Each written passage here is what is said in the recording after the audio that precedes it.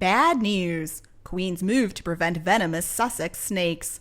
Push Harry and Meghan off the throne. Her Majesty has supposedly intervened to take steps to ensure that Meghan and Harry will never become king and queen. Hello and a very warm welcome to Kate Middleton and the Queen News Channel. Originally, our beloved queen wasn't considered destined to be queen. When she was born in 1926, she was the third person in line to the throne, and she seemed destined for a life of regal aristocracy, filled with dog fur sofas and Ayrshire weekends and fox hunts. For a woman who loves all four-legged creatures, that would probably have been a perfectly happy existence, an existence that would require no more from her than a willingness to occasionally get dressed up. The rose at the local gymkhana. But Lady Fate has quite the sense of humor. One pivotal winter day in December 1936, the Queen's uncle, King Edward VIII, decided that he couldn't face the prospect of ruling without his American servant Wallis Simpson by his side, and so at that moment he tossed off his crown. A life of lazy days in the garden and scouring Cartier for new jewels for Wallis awaited him. This meant that the Queen's life was unbelievably shaped by a quirk of fate, a fact that could explain her most recent family intervention, with the 95-year-old taking steps to start her chance at being turned down by the royal family.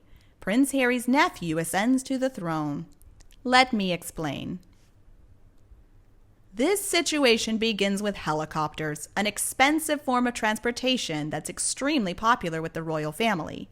Choppers are one of the key ways William and Kate, the Duke and Duchess of Cambridge, introduce new places, especially for work, meaning that they can spend a day in the charming north of the country and still return to London in time for an evening bath. The Duke of Cambridge, having trained and worked as a helicopter pilot, sometimes even flies himself. This week, however, Her Majesty is said to have stepped in, fearing that all this air travel could be a fascinating disaster, especially as the Cambridge family are traveling on a daily basis. A source close to the sovereign told The Sun, the Queen has told close friends and family that she wants William to stop flying on his own, especially in bad weather, as helicopters are not the safest form of transportation. It keeps the Queen awake at night, and she's understandably worried. She knows William is a capable pilot, but she didn't think it was worth it for the five of them to risk flying together, imagining the constitutional crisis that could happen. The Queen has told William she's concerned that no matter how good he is as a pilot, bad weather and accidents could strike at any moment. This is not an unnecessary concern, as the Windsors have had a number of very unpleasant helicopter encounters in recent years. In August, the Queen's private helicopter was grounded after experiencing an in-flight emergency while en route to pick up Princess Anne. Earlier in September, a flight scheduled to carry the Queen was cancelled due to weather concerns. In 2019, the Countess of Wessex narrowly avoided a horrific crash after the helicopter she was traveling in nearly collided with a glider. In the same year, Camilla, the Duchess of Cornwall, had not one but two terrifying near misses while flying from Sandringham to her home in Wiltshire. Yes, she kept her house from pre-royal life and often visits there to escape the bustle of palace life. According to The Sun, the UK Civil Aviation Authority has since launched a review of the rules for royal air travel, confirming that helicopters are dangerous beasts. But where things get particularly interesting is the why. Beyond the natural anxiety a grandmother feels for her grandbabies, even grown ones, why is she so concerned?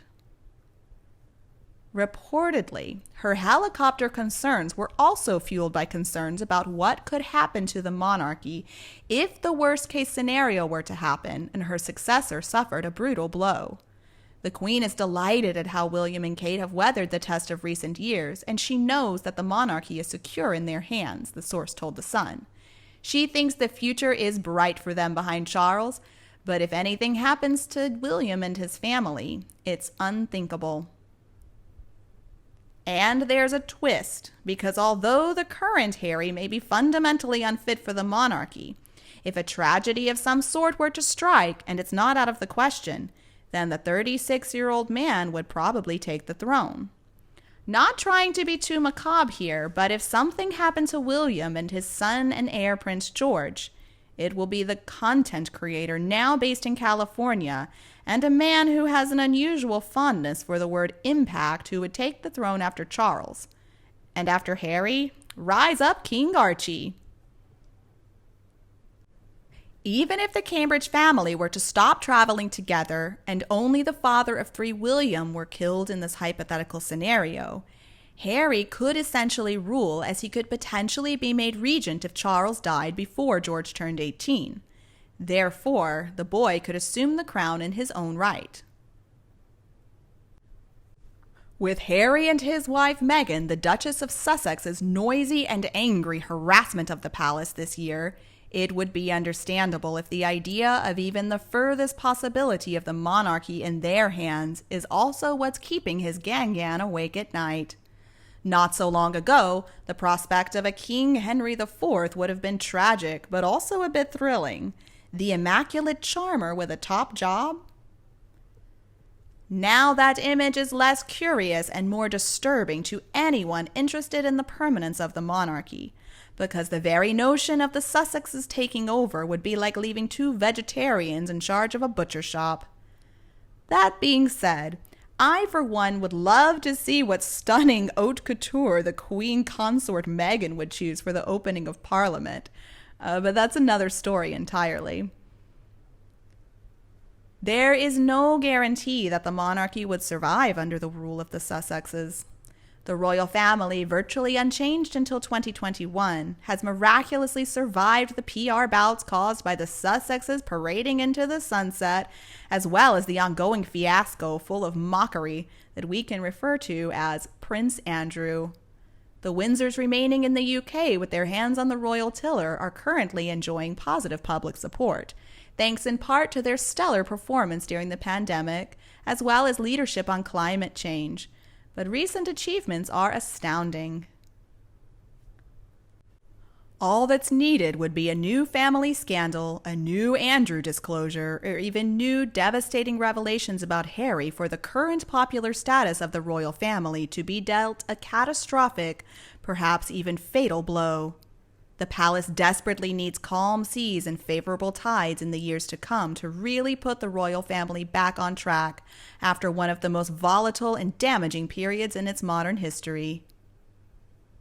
So let's imagine for a moment, with this extremely precarious state of affairs, that the most vocal critic of the royal family were to end up taking the top job.